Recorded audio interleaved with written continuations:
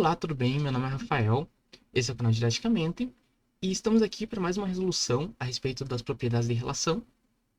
E como a gente já viu nos vídeos anteriores a respeito da definição e propriedade, aqui a gente está demonstrando algumas características das relações mais importantes. No caso, a relação de igualdade, já acabou de ser feita, e aqui a gente vai ver a relação de maioridade, certo?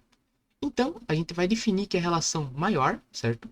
Ela vai ser que um valor inteiro A é maior do que B, sendo B também um inteiro, desde que exista um K natural, exceto o zero, certo? O zero não pode ser, tal que A igual a B mais K, certo?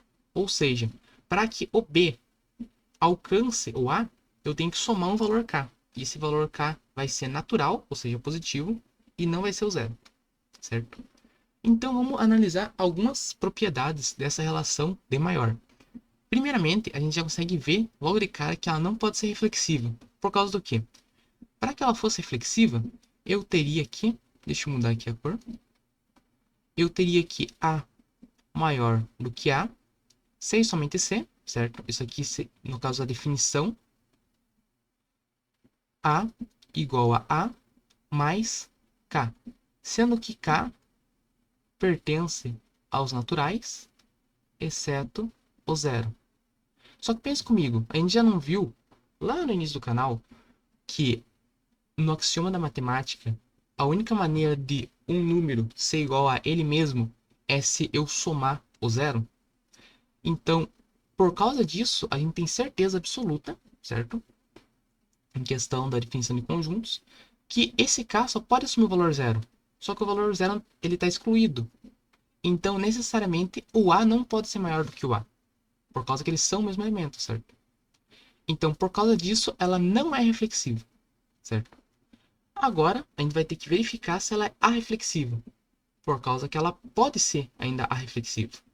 E como a gente demonstrou que para todo A, porque se esse A é um valor qualquer, certo? É um valor inteiro qualquer, a gente não consegue pegar qualquer valor K, porque o K teria que ser zero, onde o A é maior do que ele, então, necessariamente, ela vai ser arreflexiva.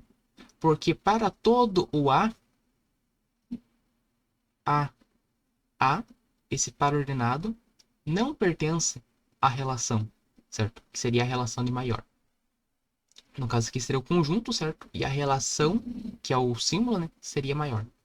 Agora, verificando a próxima propriedade, a gente vai ver que ela não é simétrica. Por causa do quê? Para que ela fosse simétrica, a gente vai ver aqui embaixo, a gente teria que necessariamente que A relacionado com B implica DB relacionado com A. Mas, por definição, aplicando a definição algébrica disso aqui, eu teria que o A é igual a B mais K, chamar isso aqui de K1, implica que B é igual a mais K2. Opa, K2, certo? Só que para que isso aqui fosse verdade, ambas têm que acontecer ao mesmo tempo e não resultar numa contradição, certo? Isso aqui é uma das maneiras que a gente demonstra utilizando lógica, certo? Então, isso aqui tem que acontecer ao mesmo tempo e não ser uma contradição. Uma não pode contrariar a outra, como a gente viu no princípios de não contradição, lá na parte de lógica, lá atrás do canal. Então, o que eu tenho aqui é que substituindo, eu posso colocar esse B, essa partezinha aqui dentro, certo? Porque é igual, a gente acabou de ver a relação de igualdade. Então, o que a gente tem através dessa transitividade, de certa forma, é que o A é igual a A mais K2, tudo isso entre parênteses, porque é uma coisa só, mais K1. Como a gente viu a questão da associatividade da soma lá em axiomas, eu tenho que A é igual a A mais K2 mais K1. Como esse K2 e esse K1 eles são números naturais não nulos, a soma deles tem que dar um natural não nulo, certo? Mas, para que isso aqui seja verdade, o A seja igual a A, isso aqui tem que dar igual a zero. Então, como que a soma de dois números não nulos e positivos vai resultar num número nulo? Não tem como. A única maneira disso aqui ser verdade é se K2 for igual a zero e K1 for igual a zero, ou se K1 for positivo, maior do que zero, para que eu ache o elemento inverso da soma, o K2 teria que ser menor do que zero. Isso não pode, por causa que ele tem que ser um número natural, ou seja, positivo e maior do que zero. Então é impossível que isso aqui aconteça, certo? Então isso aqui jamais vai acontecer. O A maior do que B significa necessariamente que o B não é maior do que A. Necessariamente, certo? Por isso, ele é uma relação que não é simétrica, certo? Ele não é simétrico. E aqui você pode estar se perguntando, certo? Já que ela não é simétrica, então, necessariamente, ela não é antissimétrica.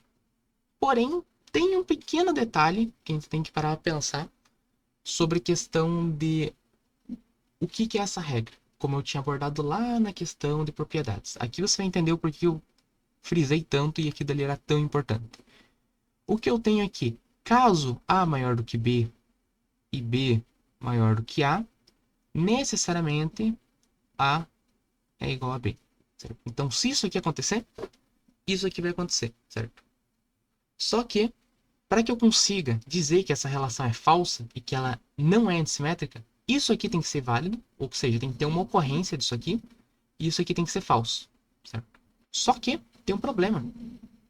Para que isso aqui seja verdadeiro, como a gente já viu, o A igual a mais K2 mais K1, certo? A gente acabou de ver isso.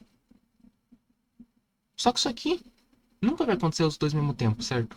Então, como é impossível que ambos ocorram ao mesmo tempo, isso aqui sempre vai ser falso. Então, independente se isso aqui vai ser falso ou verdadeiro, a regra em si, ela continua sendo verdadeira, certo? Pela questão da tabela verdade. Mas eu não vou apelar só à tabela verdade, porque a tabela verdade é uma consequência do que é a realidade, certo? Eu vou explicar para você o porquê que isso aqui ainda faz sentido. Mesmo que isso aqui não ocorra, isso aqui ainda tem um significado. O que acontece? Pense comigo. A única maneira disso aqui realmente ser verdadeiro, certo? E que faz sentido, é se o K2 e o K1 for igual a zero. Por causa que não faz sentido eles serem negativos. Porque daí a gente sabe, pela questão do que a gente entende da realidade, certo? Pela questão de como as coisas funcionam, que se o A for maior do que B e o A é igual a B menos 2, ou qualquer número, se for menos qualquer número, então o B vai ter que ser maior do que o A, certo? Então isso aqui não faz sentido. Mas, se isso aqui for mais zero, isso aqui ainda faz sentido, certo? Por causa do quê? Porque isso aqui pode ser maior ou igual, certo? Então, a única maneira de uma relação com essa regra fazer sentido é se isso aqui for maior ou igual, certo? Então, o A é maior ou igual a B e B maior ou igual a A.